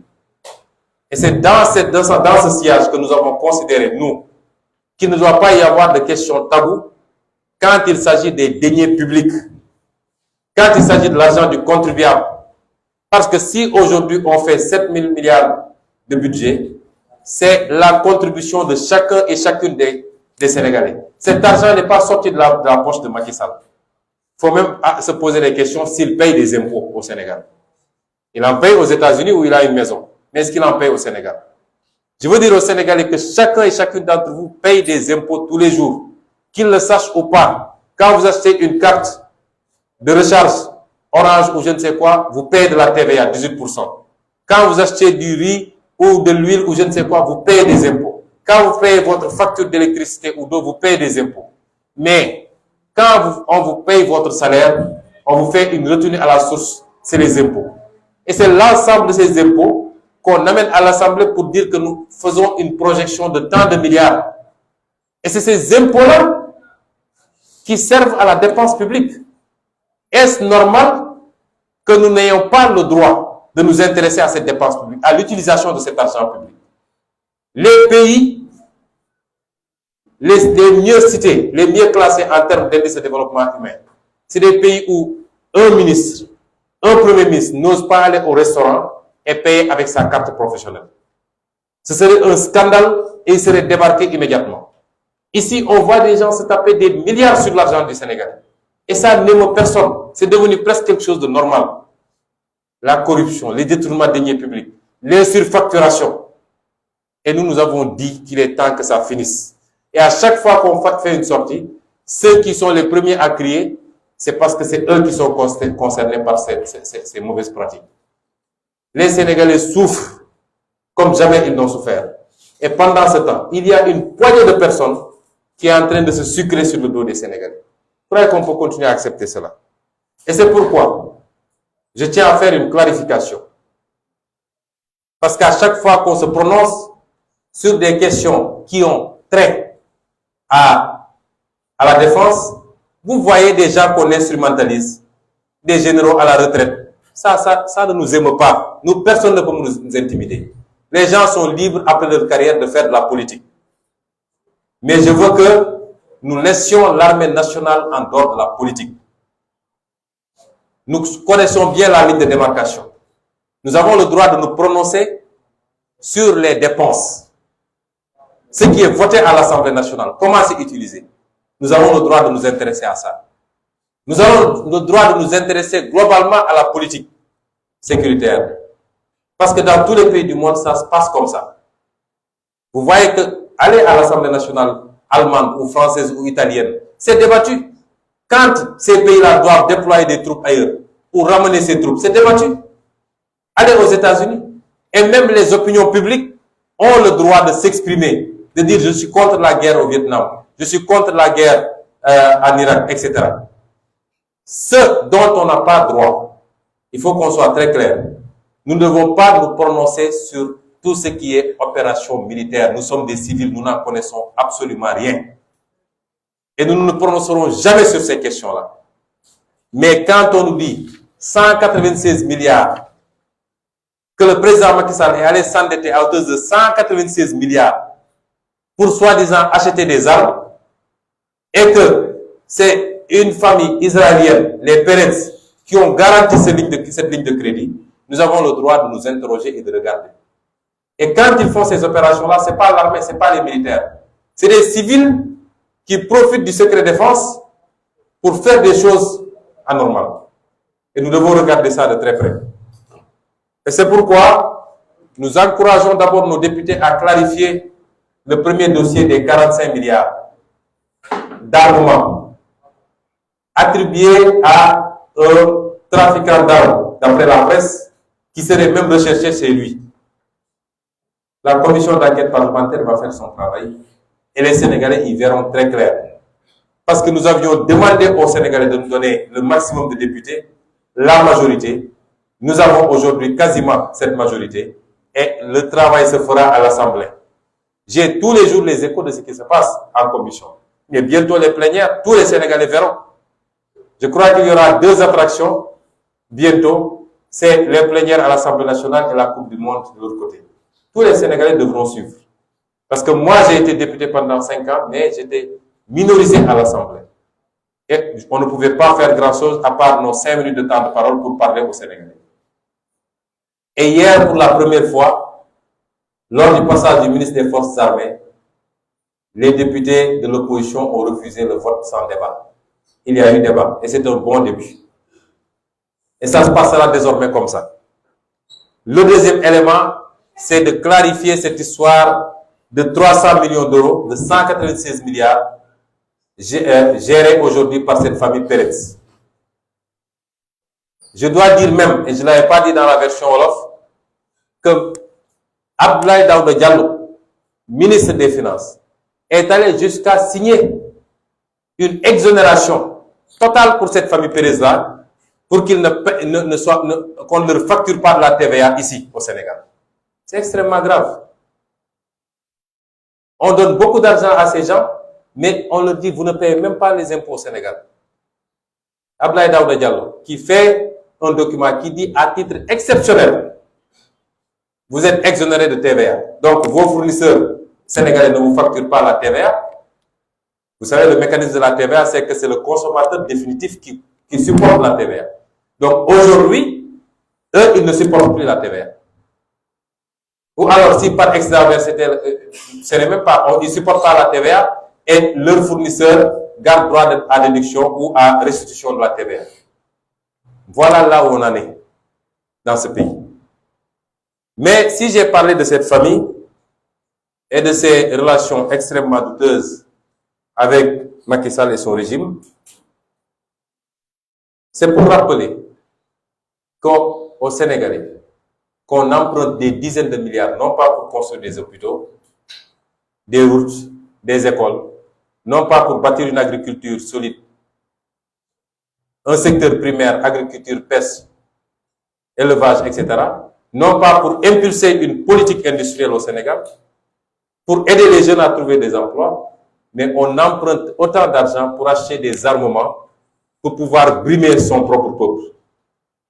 C'est ça le régime de Macky Sall. Mais ils ne se sont pas arrêtés à si bon chemin. Il y a un scandale, parce qu'avec cette famille Pérez, Macky Sall, dans le cadre de son programme de cession du patrimoine immobilier de l'État du Sénégal, vous savez qu'après l'indépendance, l'État du Sénégal a hérité d'un patrimoine immobilier extrêmement important. Parce que Dakar était la capitale de l'AOF. Et le colon appartant a laissé énormément de choses qui appartiennent aujourd'hui à l'État du Sénégal, au centre-ville, au plateau. Et nous savons aujourd'hui l'enjeu financier que représente ce patrimoine immobilier. Macky Sall et son régime ont commencé un processus de cession de ce patrimoine immobilier. Pour ce faire, qu'est-ce qu'ils ont fait? Ils ont commencé par modifier le décret de 2013 qui créait l'agence de gestion du patrimoine bâti. Ils l'ont modifié en 2018 pour dire que maintenant cette agence a la possibilité de concéder des baux emphytéotiques, c'est-à-dire minimum 18 ans, maximum 50 ans. Et je dis qu'ils ont concédé des baux sur 99 ans, alors que la loi a limité ça à 50 ans. Ça, c'était le premier acte. Ensuite, ils ont commencé à concéder des baux à plusieurs sociétés, Sénégindia pour l'immeuble Brière de Lys, Sénégal Hôtesse Invest pour un immeuble à la rue Carnot, ainsi de suite. Et ils ont repris le même processus avec cette famille Pérez, une société qui s'appelle AD Invest, AD Immobilier. Je vous dis que dans le cadre de l'armement et des bâtiments, cette famille Pérez a deux sociétés qui s'appellent AD Trade et AD Con. Maintenant, ça, c'est la troisième qui s'appelle AD Immobilier Sénégal. Et c'est avec cette société-là que Macky Sall, à travers l'agence de gestion du patrimoine bâti de l'État, a fait signer d'abord un premier contrat, un bail, pour leur donner l'immeuble qui abritait le haut commandement de la gendarmerie, mais ils y ont ajouté 5 autres immeubles, c'est-à-dire toute une partie de maisons. Toute une partie de maisons. 4722 mètres carrés, presque 5000, au centre-ville. Et ils ont cédé, ils ont établi un bail emphytéotique au profit de cette société. La contrepartie, c'est que cette société devait construire un immeuble de R+4 qui doit abriter le haut commandement de la gendarmerie, ici à la caserne Samba Diéry Diallo, mais l'immeuble va construire sur ces 5000 mètres carrés un immeuble commercial de très haut standing qui lui appartient à lui. Je ne sais pas si je me fais comprendre. Je veux dire que là où se trouve cette assiette foncière, le mètre carré aujourd'hui sur la valeur marchande, c'est minimum 1,5 million. mais ça peut aller jusqu'à 2 millions ou plus. Si vous faites le calcul, vous serez à 7 milliards et quelques. 7 milliards 83 millions, exactement. C'est ça la valeur du terrain. Je ne parle même pas des bâtiments. Et on cède ça à une société qui doit payer un loyer mensuel de 5 millions. Un loyer annuel de 5 millions, c'est-à-dire un loyer mensuel de 416 000 francs. On leur donne cette assiette foncière. Mais le pire, et c'est ça l'astuce, c'est par ça qu'ils veulent passer pour faire la cession définitive. Parce que ne soyons pas dupes. Une société ne va pas construire un immeuble commercial à coût de milliards pour dire après que le terrain ne m'appartient pas, ça appartient à l'État du Sénégal. C'est pourquoi dans la Convention, il est dit, à l'article 27, dans la Convention, il est dit que dès que la société finit de construire, elle peut demander la cession définitive. Et l'État du Sénégal va instruire les domaines pour qu'on lui fasse une cession définitive. Vous savez, le barème qui est appliqué aujourd'hui par les domaines, si la société devait bénéficier de la cession définitive, le mètre carré là-bas, au maximum, c'est 60 000 francs. Et au minimum, c'est 30 000 francs. Ça veut dire qu'on cédera à cette société un terrain d'une valeur de 7 milliards, on lui cédera ça à 280 millions. C'est scandaleux. Et c'est ça que vous allez retrouver dans tous les autres sites que j'ai cités. Et c'est pourquoi nous allons demander à nos députés de clarifier ces questions-là. Parce que trop, c'est trop. Ces pratiques prébandières constantes, entretenues par un régime, souvent avec des hommes d'affaires étrangers extrêmement douteux. Rappelez-vous que pour le pétrole, ils avaient fait la même chose avec Franck Timis qui était recherché chez lui et qui n'avait aucune référence pour qu'on lui donne des blocs pétroliers et qui n'a pas réalisé les investissements pour lesquels il avait pris des engagements. Et c'est celui-là qu'ils avaient été allés prendre pour vendre notre gaz à vil prix. Voilà là où nous en sommes et ces dossiers, nous allons les suivre. J'avoue que j'avais déjà déposé une question écrite en 2020, le 16 octobre 2020, sur les autres immeubles. Mais celui-là me semble beaucoup plus grave et il va falloir qu'on le clarifie pour que le peuple sénégalais soit édifié. Le deuxième point que je voulais aborder, c'est l'emprisonnement arbitraire du journaliste Pape Alé Niang. Nous exigeons sa libération. La place de Pape Alé Niang n'est pas en prison. Pape Alé Niang n'est pas un criminel, c'est un professionnel qui fait son travail consciencieusement. Nous exigeons de Macky Sall, de son procureur et de son juge d'instruction de libérer Pape Alé Niang. Nous savons qu'ils ne vont pas entendre parce qu'ils sont dans une logique d'élimination systématique de toutes les voix discordantes. S'ils pensent qu'en prenant Pape Alé Niang pour une instruction de 6 mois, ils auront réussi, ils se trompent. Parce que tout ce que Pape Alé Niang fait, nous pouvons le faire aussi bien ou mieux. Mais il y a des dizaines de Sénégalais, journalistes ou pas journalistes, qui peuvent faire ce travail-là. Ce qu'ils recherchent, c'est l'intimidation par la justice et par le déploiement de forces de gendarmerie et de police. De sorte qu'aucun Sénégalais n'osera plus parler. Et je dis à la jeunesse sénégalaise, si vous succombez à cela, comprenez que votre avenir est compromis définitivement. Cet espoir d'en finir définitivement avec ces régimes de prédation, de corruption, de surfacturation, ces régimes qui ne sont pas patriotes, qui préfèrent l'intérêt des étrangers aux intérêts des Sénégalais, ces régimes qui sacrifient le peuple sénégalais, ses ressources naturelles, à l'autel de leurs intérêts personnels. Cet espoir unique, cette chance unique qu'on a d'en finir, si nous cédons à la peur, à la paranoïa que Macky Sall veut instaurer dans ce pays, comprenez que dans les 50 ans ou 100 ans à venir, nous serons là à constater, si nous sommes encore vivants, nos fils et nos petits-fils seront là à souffrir, mais nous serons des étrangers dans ce pays. Il faut que nous soyons prêts à faire face à Macky Sall, en ne cédant pas à la provocation gratuite. Le moment venu, tout le monde saura ce qu'il a à faire. Mais il ne faudrait jamais qu'on cède à l'intimidation. Aujourd'hui, Macky Sall sait très bien que le peuple sénégalais doit tourner le dos. Il ne compte que sur quelques éléments de la justice quelques éléments de la police et la gendarmerie pour continuer à faire la sale besogne, c'est-à-dire persécuter et emprisonner. Ce n'est pas trop de dire que nous sommes dans une démocratie. Nous sommes dans une dictature, du moins. C'est pas trop de le dire. Parce que les gens pensent que la dictature, c'est le régime de Staline ou certains régimes qu'on connaissait, Corée du Nord, etc. Non. Mais ce que Macky est en train de faire, c'est de la dictature. Quand vous êtes président de la République et vous posez tous les jours des actes désapprouvés par tout votre peuple, mais vous continuez à les poser parce que vous avez votre justice et votre gendarmerie, c'est de la dictature. Et voilà là où nous en sommes au Sénégal. Et c'est pourquoi nous lancerons un appel à tous les Sénégalais. C'est la démocratie qui est aujourd'hui en jeu. C'est les acquis démocratiques, les libertés élémentaires, les droits et libertés élémentaires. C'est cela qui est en jeu aujourd'hui. Ce n'est pas la personne de X ou Y qui est en jeu. Il faut faire face en mobilisant tous les Sénégalais pour dire non, selon des formes d'action qui seront à définir dans les jours et les heures à venir. Je dirais aux magistrats de manière générale, et particulièrement à ceux, parce que vous aurez remarqué qu'à chaque fois qu'une persécution est orchestrée contre un leader d'opinion, ça passe par le deuxième cabinet ou le premier cabinet.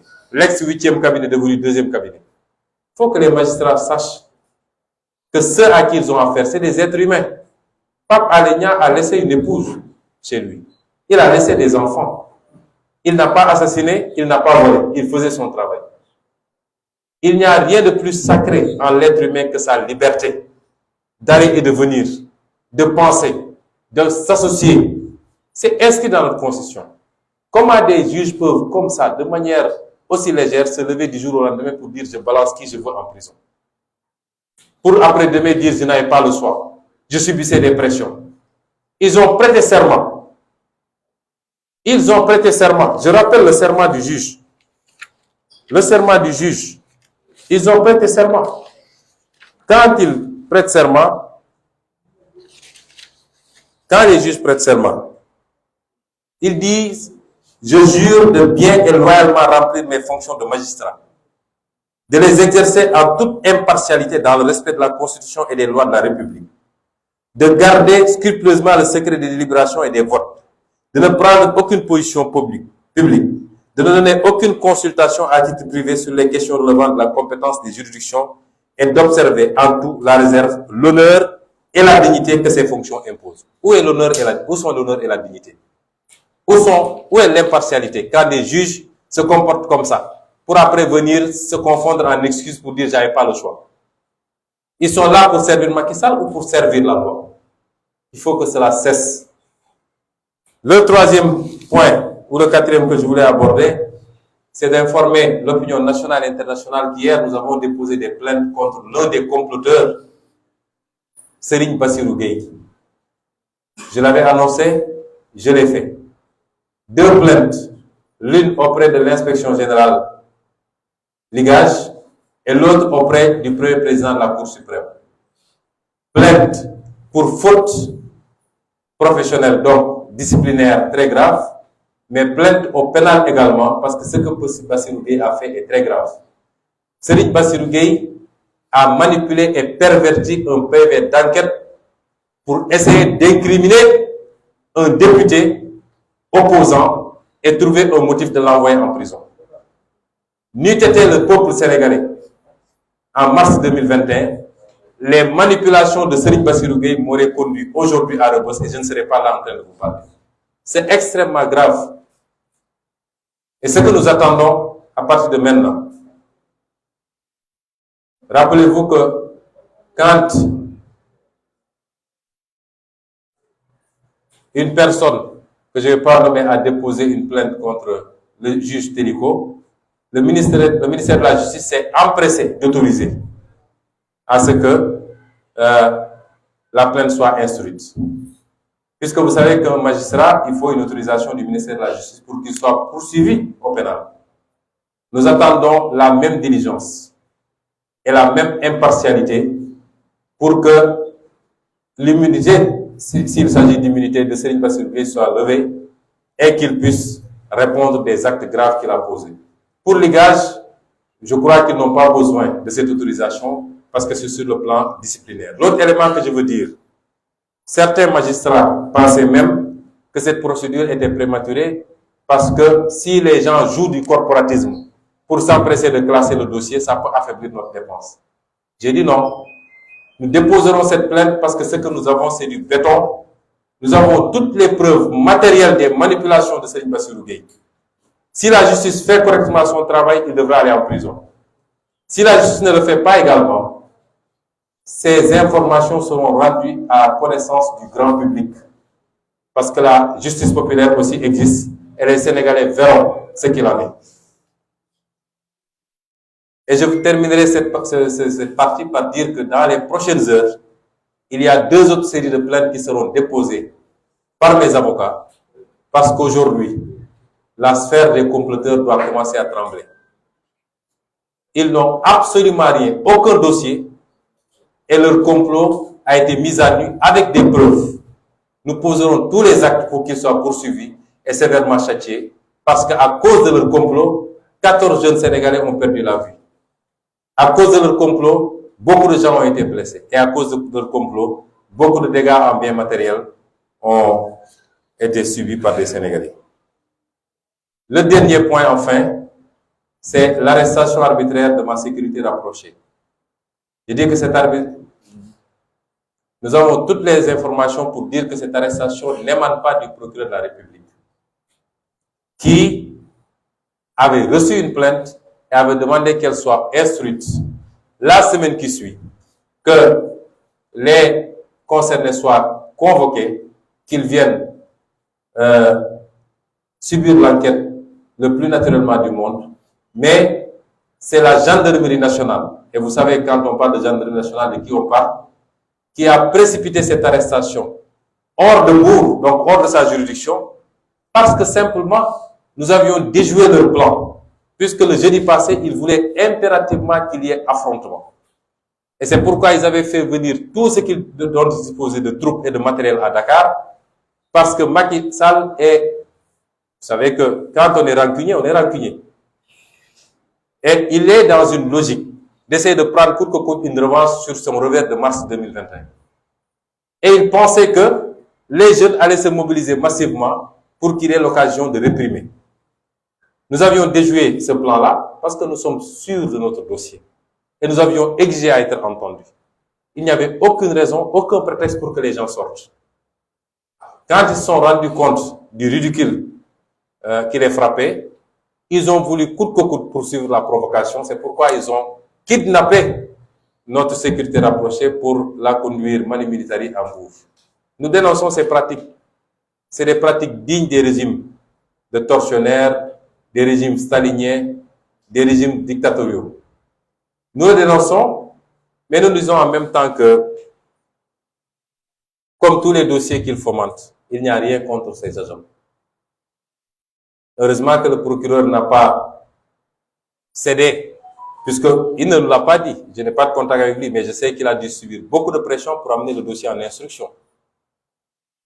Heureusement que ce dossier est allé en flagrant délit et que mardi prochain, s'il plaît à Dieu, ces agents reprendront du service. Nous n'avons pas de problème de sécurité. Ils ont pensé, puisque depuis longtemps, ils essaient de mettre la main sur notre sécurité rapprochée. Rappelez-vous, en pleine campagne, ils ont essayé de les arrêter à Kolda. À Tambacounda, du moins. À plusieurs reprises, leur nom a circulé. S'ils pensent que c'est cela qui va freiner notre activité de Némé-Koutour, notre activité qui consiste à aller rencontrer les Sénégalais chez eux, dans leur localité, dans leur maison, dans leur lieu de travail, pour discuter avec eux, ils se trompent parce que nous allons reprendre cette activité justement demain, vendredi, s'il plaît à Dieu. Après le département de Mbour, nous allons attaquer pour plusieurs jours le département de Tivaouane. J'aimerais encore une fois alerter. Nous savons le dispositif sécuritaire qu'ils ont mis en place. Nous sommes suivis et surveillés 24 heures sur 24. Ça ne nous émeut pas, parce que nous sommes tout à fait transparents. Le mécanisme des caméras de surveillance dans toutes les artères de Dakar et d'ailleurs, pour flasher et surveiller. Le relais qui est pris par les agents de terrain dans les angles morts, nous savons tout. Nous n'avons rien à cacher. Mais nous disons non à la provocation. Il faut que ça s'arrête. Que ce soit la provocation des forces de l'ordre. Vous avez vu ce qui s'est passé au premier jour de mon Tour à Joal. Ou alors la provocation de militants de l'APR qui vont prendre de pauvres jeunes qui n'ont rien compris pour les soudoyer et leur dire d'attaquer nos manifestations. Il faut que ça s'arrête. Et je puis vous assurer que nous avons pris toutes les dispositions désormais pour qu'à temps réel, tous les Sénégalais puissent voir ce qui se passe. Pour voir qui attaque qui provoque qui jette des cailloux, qui insulte. Ce sera à temps réel désormais, s'il peut dire. Voilà les quelques points que je voulais aborder et dire enfin à Macky Sall que nous connaissons son plan et son dessein. Il sait que le temps joue contre lui. Il va essayer tout pour que dans les plus brefs délais, il puisse se débarrasser de nous. Parce que ce que je veux dire aux Sénégalais, c'est que quel que soit le plan de Macky Sall, il est convaincu d'une chose au moins. Pour que ça marche, il faut que Sonko soit liquidé. Quel que soit son plan, il est convaincu d'une chose.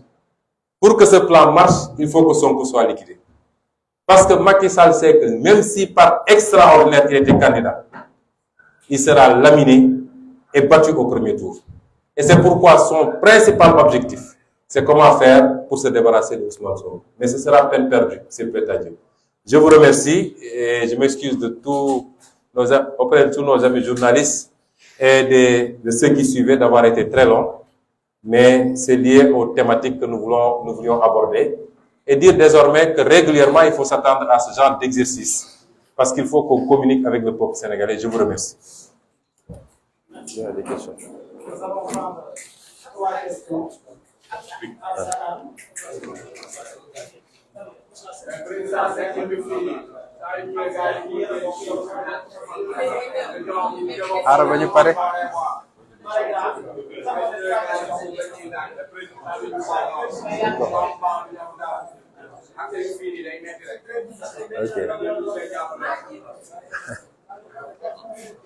Non, ça va. Allez-y.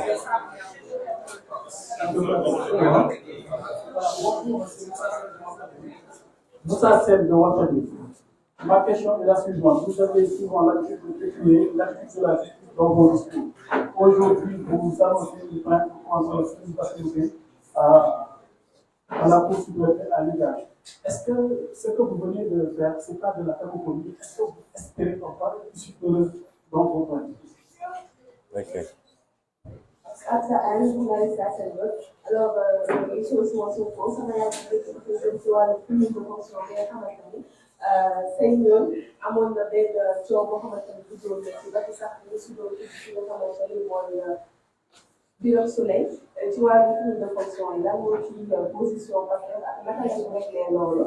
Beneen question bi mooy wàllu affaire Pape Alé Niang coow da ci ay wax dañ ciy gis ci wàllu dépénalisation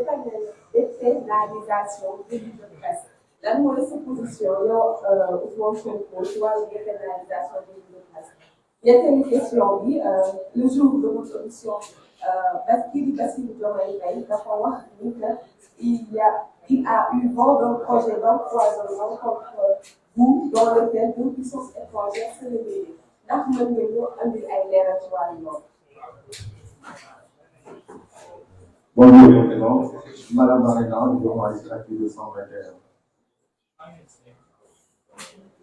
La question que j'aimerais poser, c'est en rapport avec Pape Alé Niang, qui aujourd'hui est en prison, à qui aussi nous apportons notre soutien en tant que confrère et grand frère.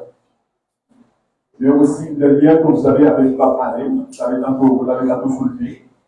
Il a toujours été accusé comme étant votre droit fervent défenseur Pape Alé Niang. Aujourd'hui, est-ce que votre sortie, encore une fois, justifie ce lien que vous entretenez, vous, président Ousmane Sonko et Pape Alé Niang? Merci beaucoup. Je pense que, bon, nous allons prendre une dernière. Bonjour, c'est Laura Legal, journaliste à Dakar. Alors, Ousmane Sonko, vous avez évoqué tout à l'heure l'arrestation de votre gars rapproché. Il a été fait question ces derniers jours l'arrestation de votre chauffeur. Est-ce que vous confirmez cette information? Merci beaucoup. Bon, je vais commencer par cette dernière question. Monsieur Ba, mon chauffeur n'a pas été arrêté. Vous savez, malheureusement, les informations, c'est très compliqué et vous ne pouvez pas être tous les jours en train de démentir. Ce qui est vrai, c'est que le chauffeur était parti puisqu'il a déposé plainte. Il a été blessé et le véhicule qu'il conduisait a été cassé. Et il a été appelé avant-hier pour être entendu. Une fois sur place, il a été entendu et la personne sur laquelle sa plainte porte avait été cueillie de Tchiki pour être entendue. Cette personne, quand elle est venue, a dit qu'elle aussi, elle reconnaissait mon chauffeur comme ayant participé au RIX. Et le commandant a voulu arrêter le chauffeur. Mais le procureur s'y est opposé et le chauffeur a été tranquillement libéré. D'ailleurs, il est là, il est rentré tranquillement. Donc, c'est une information qui n'est pas vérifiée. Aujourd'hui, on n'a que les 5 arrestations. La première question de Sen, Wolf. Vous savez, M. Sen, critiquer quelque chose ne veut pas dire que vous n'aurez pas à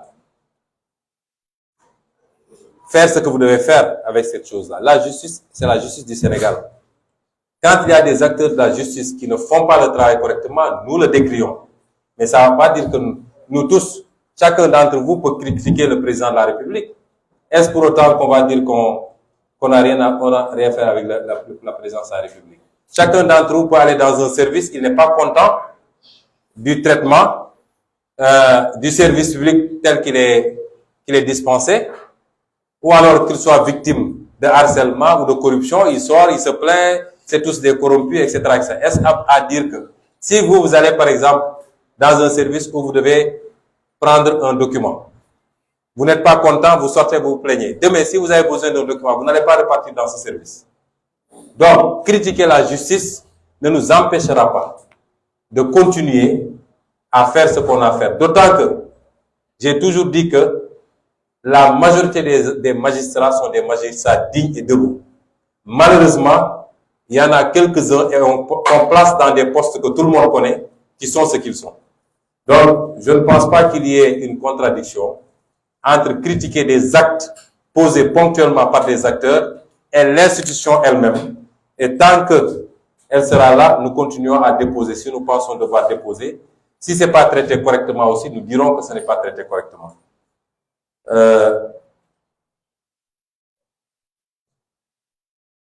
La dépénalisation du délit de presse. Vous savez, pour moi, il n'y a pas de délit de presse. Si on est dans le cadre de l'exercice d'une profession et strictement, il n'y a pas de délit. Si il s'agit d'informer, et d'informer juste et vrai, il faut qu'on se dise les choses. On ne peut pas créer une zone de non-droit absolu que les gens peuvent détourner pour faire autre chose. Il faut que ce soit encadré. Un journaliste qui fait correctement son travail, qui informe. Moi, si j'étais président de la République, je vole. Vous, journalistes, vous avez les informations et les preuves. Vous écrivez que j'ai volé. Je n'ai pas le droit d'instrumentaliser la justice ou je ne sais quoi pour faire quoi que ce soit. Vous faites votre travail. Tant qu'on est dans ce cadre-là, il n'y a pas de problème. Mais est-ce que aujourd'hui, l'impunité dont doit jouir le journaliste dans son travail doit être si permissive que le journaliste puisse sortir de son travail pour faire des choses qui n'ont rien à voir avec son travail? S'attaquer aux gens, à leur vie privée, insulter, etc. Est-ce que tout ça, ça doit être couvert par le délit de presse? Donc c'est un problème de cadrage. Tant que moi, je considère que le journaliste fait son travail, même si ça ne m'arrange pas, je considère que ce journaliste-là ne doit absolument pas être inquiété. Absolument. Mais reconnaissons que quelque part, ça part en vrille. Et donc, il faut que nous puissions définir le cadre, dépénaliser toute activité de presse stricto sensu. Il ne peut pas y avoir de peine quand un journaliste fait son travail et qu'il découvre des choses, même si ça ne m'arrange pas. Je suis le président de la République, je dois l'accepter, il fait son travail. Il a a pris ce travail pour le faire. Il est non pas assermenté, je ne crois pas que les journalistes le soient, mais c'est le pacte qu'il a avec la nation, avec la République et avec le peuple sénégalais. Et nous devons encourager les journalistes à faire ce travail-là, d'investigation en profondeur, et à permettre aux Sénégalais de savoir ce qui se passe. Donc, tout est question de cadrage, mais pour moi, il ne doit pas y avoir de peine quand un journaliste fait son travail. Pour les cumuls maintenant, nous partons d'un principe très simple. Moi, Ousmane Sonko, candidat à une élection présidentielle en 2019, j'avais inscrit dans mon programme que si je suis élu président de la République, condition, si je suis élu président de la République, je ferai voter une loi à l'Assemblée nationale, laquelle loi interdirait définitivement les cumuls de fonctions. Cet engagement-là figurera, Inch'Allah, dans mon programme de 2024. Il se trouve que je n'ai pas été élu. Il se trouve qu'il n'y a pas une loi qui interdise le cumul. Donc, si on doit parler de cumul aujourd'hui, on ne peut en parler que sous l'angle moral.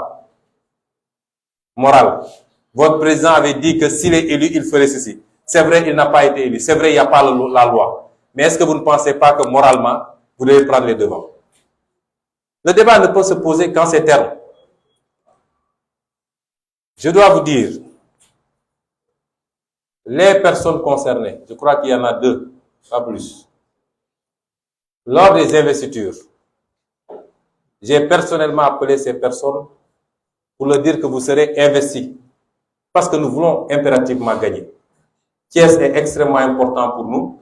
Lors des élections locales, on avait gagné la commune, la ville, mais nous avions perdu le département. Nous avons un leader qui commence à émerger et à s'imposer à Thiès. Et nous avions considéré que si on le met devant, on peut gagner le département de Thiès, ce qui fut fait.